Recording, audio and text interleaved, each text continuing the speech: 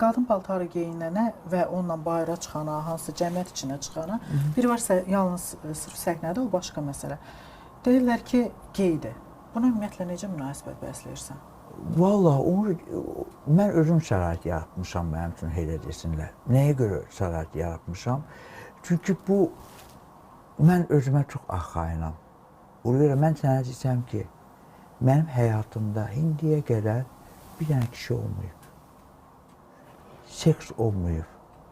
Mən sənə açığı deyim. Aseksualsan? Hə, ya olmayıb da, istəmirəm. Ürəyim istəmir. Mənim də 50 yaşım var. Qadın da olmayıb həyatında? Olmayıb, heç nə olmayıb məndə. Hissiyyətim yoxdur.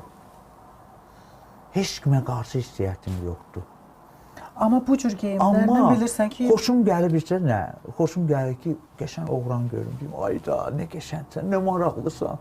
Axşam alırsan. Bəlkə gedək harasa. Gedən deyirəm ha. Amma deyirəm. Qəşən qadını da vurğun.